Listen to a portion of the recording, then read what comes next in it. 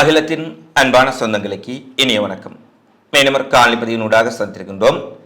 இலங்கையின் 9வது நிறைவேற்று அதிகாரம் கொண்ட ஜனாதிபதியாக அனுர குமாரதிசநாயக்கா தேர்வு செய்யப்பட்டதன் பின்னர் இலங்கையில் பல அதிரடி மாற்றங்கள் தினம்தோறும் நடைபெற்று வருகின்றது. பல்வேறுபட்ட மாற்றங்களை நீங்கள் தொடர்ச்சியாக பார்வையிட்டுக் கொண்டிருக்கும் சூழ்நிலையில் அனுரா பொறுப்பேற்றுக் கொண்ட பின்னர் தற்போது இலங்கை நிலைமை எவ்வாறு இருக்கின்றது, எவ்வாறான மாற்றங்கள் நடைபெற்றிருக்கின்றன, எவ்வாறான சம்பவங்கள் தற்போது இலங்கையில் வெளியாகி கொண்டிருப்பது என்பது குறித்த முக்கியமான தகவல்களை இந்த காணொலியில் விரிவாக பார்க்கலாம். முதலில் தேர்தல் ஆணைக்குழுவினுடைய ஆணையாளர் ஒரு அறிவிப்பை விடுத்திருக்கின்றார். ஜனாதிபதி தேர்தல் முடிவடைந்து நாடாளுமன்ற தேர்தலை நடத்துவதற்கான தயார் நிலைகளை நாங்கள் ஆரம்பித்து விட்டோம்.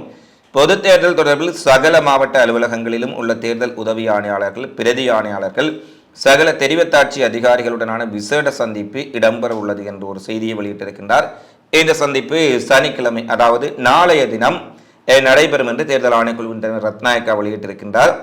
கடந்த ஜனாதிபதி தேர்தலில் கிடைத்திருக்கக்கூடிய அனுபவம், பிரச்சனைகள் மற்றும் ஏனைய பிரச்சனைகள் தொடர்பான கலந்துரையாடல்களை அடுத்து பொது தேர்தலை வெற்றிகரமாக நடத்தி ஒரு நிலையான நாடாளுமன்றத்தை ஏற்படுத்துவது எங்களுடைய நோக்கம் என்றும், எந்த ஒரு கட்சிகளுக்கும் சார்பின்றி நடுநிலையாக தொடர்ச்சியாக இலங்கை மக்களுக்காக தாங்கள் செயற்பட தயாராக இருக்கின்றோம் என தேர்தல் ஆணையாளர் ரத்நாயக்கா தெரிவித்துள்ளார். இந்த தேர்தலிலும் கூட ஜனாதிபதி தேர்தல் இதுவரை இலங்கையில் நடந்த ஜனாதிபதி தேர்தல்களில் அதிக அளவில் வன்முறைகள் பதிவாகாத ஒரு அமைதியான தேர்தலாக கணிக்கப்பட்டது. தேர்தல் ஆணைக்குழுவின் நடவடிக்கைகள் கூட பாராட்டப்பட்டன. இந்த நிலையில் அவர்கள் பொது தேர்தல் தொடர்பாக கலந்துரையாடல்களை இலங்கை முழுவதும் ஆரம்பிக்க உள்ளார்கள் என்ற ஒரு செய்தி வெளியாக இருக்கின்றது. அடுத்து ஜனாதிபதி அனுரா விடுத்துள்ள ஒரு அதிரடி அறிவிப்பு தற்போது அமைச்சர்கள் மட்டத்தில் பாரிய சலசலப்பை ஏற்படுத்தி இருக்கின்றது. ஏற்கனவே காலிமுகத்திடலில் பயன்படுத்த பிரதி அமைச்சர்கள், ராயாங்க அமைச்சர்கள், அரசு அதிகாரிகள் பதவி காலத்தில் பயன்படுத்திய வாகனங்கள் அங்கு கொண்டு வந்து விடப்பட்டிருக்கின்றது. இன்னும் சில அமைச்சர்கள் அமைச்சு பதவிகளை விட்டு விலகிய பின்னரும் அந்த வாகனங்களை ஒப்படைக்கவில்லை என்று அது தொடர்பான விசாரணைகளும் ஆரம்பித்திருக்கின்றன. எனவே இதுவரை ஆட்சியில் இருந்தவர்களின் உடைய வாகனங்கள் கொண்டு வரப்பட்ட சூழ்நிலையில் முன்னாள் அமைச்சர்கள் மற்றும் ராயாங்க அமைச்சர்கள் தமது ஆட்சி காலத்தில் பயன்படுத்திய, அதாவது அரசு அவர்களுக்கு வழங்கிய அனைத்து அரசு பங்களாக்கள், வீடுகளையும் உடனடியாக ஒப்படைக்குமாறு எழுத்து மூல கோரிக்கை விடுக்கப்பட்டிருக்கின்றது. பொது நிர்வாக அமைச்சு, முன்னாள் அமைச்சர்கள் மற்றும் ராயாங்க அமைச்சர்களுக்கு இந்த அறிவிப்பு விடுக்கப்பட்டிருக்கின்றது. 15 முன்னாள் அமைச்சர்கள் மற்றும் ராயாங்க அமைச்சர்கள் ஏற்கனவே அரசு வீடுகள் மற்றும் பங்களாக்களை ஒப்படைப்பது குறித்து விசாரணை நடத்தியதாக அமைச்சக வட்டாரங்கள் தெரிவித்துள்ளன. முன்னாள் அமைச்சர்கள், ராயாங்க அதிகாரிகள், பல நிறுவனங்களின் உயர்மட்ட அதிகாரிகளுக்கென கொழும்பில் அரசு பங்களாக்கள் 50 பங்களாக்கள் வழங்கப்பட்டதான செய்திகள் வெளியாக இருக்கின்றன. இந்த நிலையில் பொது தேர்தல் நடைபெறும் வரை முன்னாள் உறுப்பினர்கள் மாதிவில குடியிருப்பை பயன்படுத்துவதற்கு நாடாளுமன்ற தலைவர்கள் அங்கீகாரம் வழங்கியுள்ள சூழ்நிலையில் நாடாளுமன்ற தேர்தல் நடைபெறக்கூடிய நவம்பர் 14ஆம் தேதியோ அல்லது அதற்கு அடுத்த நாளுக்குள்ளாகவோ அனைத்து வீடுகளையும் அரசு பங்களாக்களையும் ஒப்படைக்க வேண்டும் என முன்னாள் நாடாளுமன்ற உறுப்பினர்கள், அமைச்சர்களுக்கு உத்தரவு பிறப்பிக்கப்பட்டுள்ளது. ஒருவர் நாடாளுமன்ற உறுப்பினராக இருந்தாலோ அமைச்சராக இருந்தாலோ அவருக்கு அந்த வீடுகள், விடுதிகள் வழங்கப்படுவது அவர் தன்னுடைய அமைச்சினுடைய கடமைகளை நிறைவேற்றுவதற்கு அல்லது நாடாளுமன்ற உறுப்பினர்களுக்கு வேறு தேவைகளுக்காக. ஆனால் அவர்கள் அமைச்சு பதவிகளிலிருந்து விலகிய பின்னர் நாடாளுமன்ற உறுப்பினர்கள், நாடாளுமன்றம் கலைத்த பின்னரே நாடாளுமன்ற உறுப்பினர்கள் அனைவரும் முன்னாள் நாடாளுமன்ற உறுப்பினர்களாக மாறிவிட்டார்கள். அதன் பின்னர் அவர்கள் எதற்காக அந்த வீடுகளையும் பங்களாக்களையும் விட்டு வெளியேறாமல் அரசிடம் ஒப்படைக்காமல் இருக்கின்றார்கள் என்பது மிகப்பெரிய கேள்வி. சிலர் புரியாதவர்கள் கூறுகின்றார்கள், அவர்களுடைய வீடுகளை விட்டு அவசரமாக வெளியேற்ற வேண்டியதன் அவசியம் என்ன என்று. அனுராவுக்கு எதிரான கருத்துக்களை சிலர் அரசுக்கு ஆதரவான, முன்னே அரசுக்கு ஆதரவான கருத்துக்களையும் பார்க்கக்கூடியதாக இருக்கின்றது. மக்களுடைய வரிப்பணத்தில் கட்டப்பட்ட வீடுகள், மக்களுடைய வரிப்பணத்திலே அங்கு பராமரிப்பு நடைபெறக்கூடிய வீடுகள், மக்கள் பணிக்கான அவர்களுடைய பதவிகள் துறக்கப்பட்டதன் பின்னர் அல்லது விலக்கப்பட்டதன் பின்னர் அதை பயன்படுத்த வேண்டிய அவசியம் இல்லை. உடனடியாக அவர்களாகவே ஒப்படைத்து விடுவதுதான் அவர்களுக்கு நாகரிகமான விடயம் என்பதுதான் இங்கே முக்கியமான விடயமாக இருக்கின்றது. அடுத்து ரணிலின் உடைய அமைச்சரவை எடுத்த இடைக்கால முடிவுக்கு இடைக்கால தடையை இன்று மேன்முறையீட்டு நீதிமன்றம் விடுத்திருக்கின்றது. அனுரா ஒரு பக்கம் அதிரடி உத்தரவுகளை பிறப்பித்துக் கொண்டிருக்க, நீதிமன்றமும் தனது பங்குக்கு ஒரு செக் வைத்திருக்கின்றார்கள். 5 மில்லியன் கடவுச்சீட்டுகளை, அதாவது 50 லட்சம் கடவுச்சீட்டுகளை பெற்றுக்கொள்வதன் ஒரு பகுதியாக 2 நிறுவனங்களிடமிருந்து 7.5 லட்சம் எண் வரிசை கடவுச்சீட்டுகளை கொள்வனவு செய்வதற்கு வழங்கிய அமைச்சரவை தீர்மானத்தின் செயல்பாட்டை இடைநிறுத்தி மேன்முறையீட்டு நீதிமன்றம் இடைக்கால உத்தரவை பிறப்பித்திருக்கின்றது. எபிக் லங்கா லிமிடெட் மற்றும் அதன் நிறைவேற்று தலைவரால் தாக்கல் செய்யப்பட்ட பேராணை மனுவை ஏற்ற இந்த தடை உத்தரவு பிறப்பிக்கப்பட்டிருப்பதான செய்திகள் வெளியாக இருக்கின்றது. நடைமுறையை மீறிய ஊழல் பேரம் என்ற அடிப்படையில் இந்த திட்டத்துக்கு எதிராக மனுதாரரால் குற்றம் சுமத்தப்பட்டுள்ளது.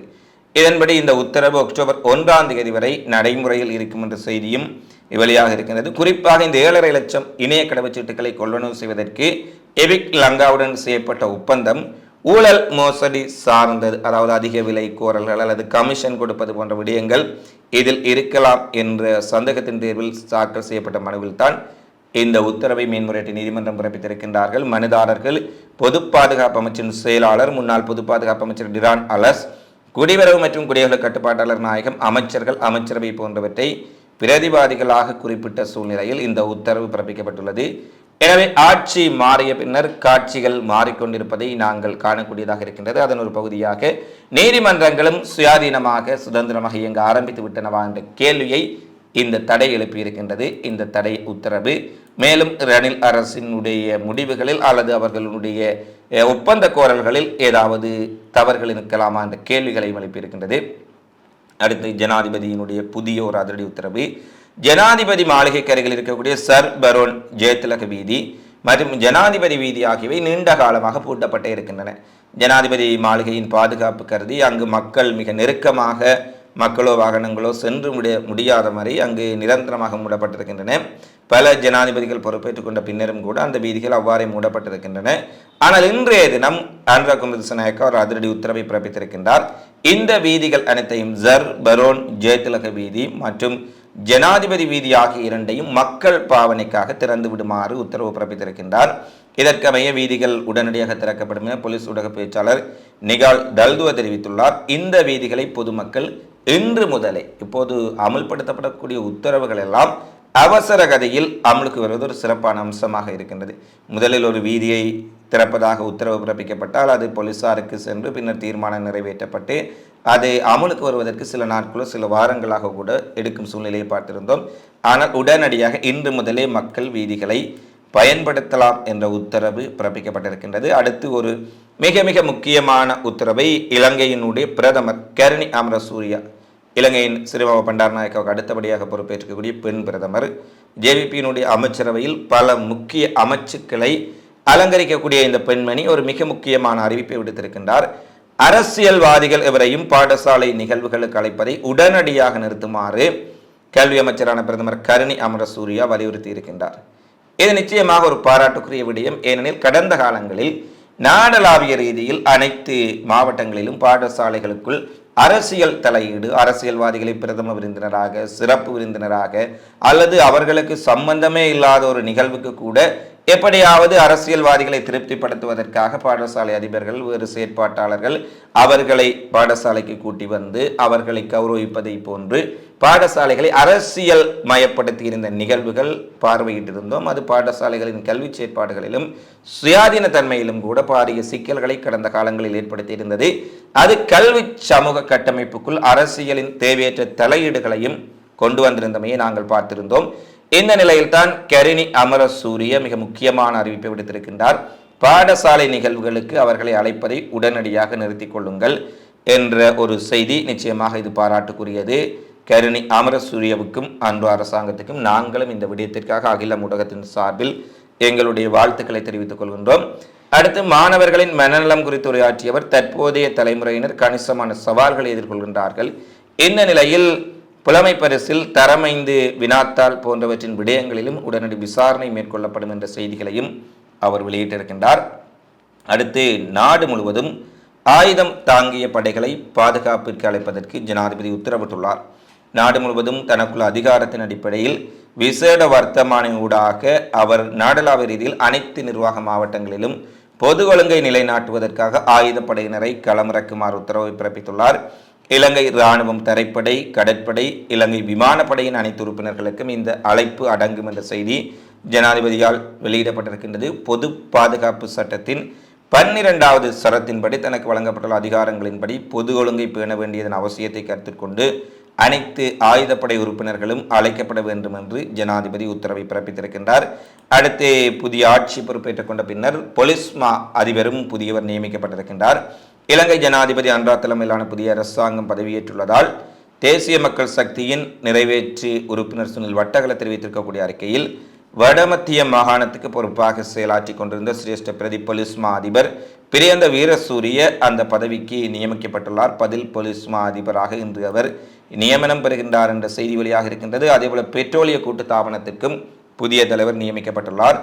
டிடி ராஜகருணா அவர்கள் பெட்ரோலிய கூட்டுத்தாபனத்தினுடைய புதிய தலைவராக நியமிக்கப்பட்டிருக்கின்றார். இதுவரை பெட்ரோலிய கூட்டுத்தாபனத்தின் தலைவராக சாலிய விக்ரம சூரிய பதவி ஏற்றிருந்தவர். அவர் நேற்றைய தினம் பதவியை விலகியிருந்தார். தனது பதவிகள் கடிதத்தை எரிசக்தி அமைச்சின் செயலாளருக்கு அனுப்பி வைத்த சூழ்நிலையில் புதிய பெட்ரோலிய கூட்டுத்தாபனத்தினுடைய தலைவர் நியமிக்கப்பட்டுள்ளமை குறிப்பிடத்தக்க விடயமாக இருக்கின்றது.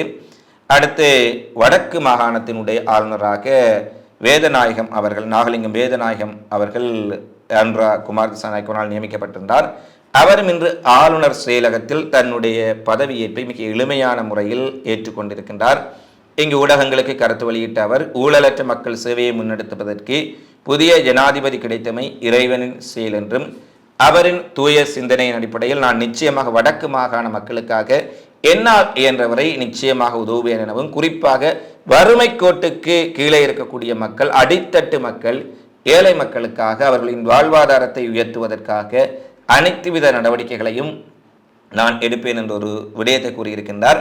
கடந்த காலங்களில் கூட இந்த நாகலிங்கம் வேதநாயகம் அவர்கள் மிக முக்கியமாக யாழ்ப்பாணம் கடந்து வடக்கு மாகாணம் முழுவதும் பல்வேறுபட்ட செயற்திட்டங்களை செய்தவர். அதில் யாழ் மாவட்டத்தில் ஒரு திறம்பட அரசதிபராக செயற்பட்டு பின் காலத்தில் அவருடைய பதவிக்காலத்தின் பிற்பகுதிகளில் தேவையற்ற அரசியல் தலையீடுகளின் காரணமாக அவர் தன்னுடைய பதவிக்காலம் ஓய்வுக்கு முன்னதாகவே சில மாதங்களாக ஓய்வூதியத்தை பெற்றிருந்தார் என்பது குறிப்பிடத்தக்கது. இந்த நிலையில் தான் அவர் மீண்டும் அனுராவினால் நியமிக்கப்பட்டுள்ளமை பலரது பாராட்டுகளையும் பெற்றிருக்கின்றது.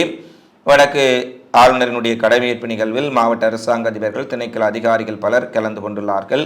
அவருக்கு பலரும் வாழ்த்துக்களை தெரிவித்துள்ளார்கள். அவர் குறிப்பாக வேறு யார் என்னை இந்த பதவியில் பொறுப்பேற்க சொல்லி இருந்தாலும் நான் பொறுப்பேற்றுக் கொண்டிருக்க மாட்டேன், ஆனால் அனுர குமார் திசாநாயக்கா ஜனாதிபதியாக பொறுப்பேற்றுக் கொள்ளுமாறு கேட்டுக்கொண்டதன் அடிப்படையில் சுயாதீனமாக எங்களுடைய கடமைகளை புரிய முடியும் என்ற நம்பிக்கையில் நான் இந்த பொறுப்பை ஏற்றுக் கொண்டிருக்கின்றேன் என்ற செய்தியை வெளியிட்டிருக்கின்றார். அவருக்கும் வடமாகாண ஆளுநராக பொறுப்பேற்றுக் கொண்டிருக்கக்கூடிய நாகலிங்கம் வேதநாயகம் ஐயா அவர்களுக்கும் எங்களுடைய நெஞ்சம் நிறைந்த வாழ்த்துக்களையும், அவருடைய பணி இதுவரை மாவட்டத்திற்குள் மட்டுப்படுத்தப்பட்டிருந்த அரசாங்க அதிபராக இருந்தவர் மாகாணம் முழுவதும் விரிவடைய போகின்றது, அவர்களுக்கு எங்களுடைய வாழ்த்துக்களை தெரிவித்துக் கொள்கின்றோம். அடுத்து இலங்கையினுடைய மத்திய வங்கி ஒரு விசேட அறிவிப்பை விடுத்திருக்கின்றார்கள். இலங்கை மத்திய வங்கியின் கொள்கை வட்டி விகிதங்களான துணை நில் வைப்பு வசதி வீதத்தினையும் மற்றும் துணைநில் கடன் வசதி வீதத்தினையும் தற்போதைய மட்டத்திலேயே சிறிது காலம் பேடுவதற்கு தீர்மானித்துள்ளோம் என இலங்கை மத்திய வங்கியினுடைய செயலாளர் தெரிவித்துள்ளார். அதன்படி துணைநில் வைப்பு வசதி வீதம் துணைநில் கடன் வழங்கி வசதி வீதத்தினை முறை 8.25% மற்றும் 9.25% பேணுவதற்கு தீர்மானிக்கப்பட்டுள்ளதாக அவர் தெரிவித்துள்ளார். அதேபோல இலங்கையினுடைய பொருளாதாரத்தை மீட்சியடைய செய்வதற்கு அல்லது வளர்ச்சியடைய செய்வதற்கு புதிய அரசு மேற்கொள்ளும் அனைத்து முயற்சிகளுக்கும் இலங்கை மத்திய வங்கி துணை நிற்கும் என்ற ஒரு விடயத்தையும் அவர்கள் தெரிவித்திருக்கின்றார்கள். இவை இன்றைய நாளில் வெளியாக இருக்கக்கூடிய மிக முக்கியமான நிகழ்வுகளாக இலங்கையில் பதிவாக இருக்கின்றன. தொடர்ச்சியாக இலங்கை முழுவதும் நடைபெறும் நிகழ்வுகளையும் இலங்கை சார்ந்த புதிய நிலவரங்களையும் அறிந்து கொள்ள அகிலம் நியூஸுடன் இணைந்திருங்கள். இந்த காணொலி பதிவு தொடர்பிலான உங்களது மதிப்புமிக்க கருத்துக்களை தவறாமல் கமெண்ட்ஸில் பதிவிடுங்கள் என கேட்டுக்கொண்டு மீண்டும் ஒரு காணொலியில் சந்திப்போம். நன்றி, வணக்கம். அகிலம் மாற்றத்திற்கான மக்கள் குரல். இந்த வீடியோ பிடிச்சிருந்தா லைக் பண்ணுங்க, கமெண்ட் பண்ணுங்க, ஷேர் பண்ணுங்க. மறக்காம கீழே இருக்க பெல் ஐகானை கிளிக் பண்ணுங்க.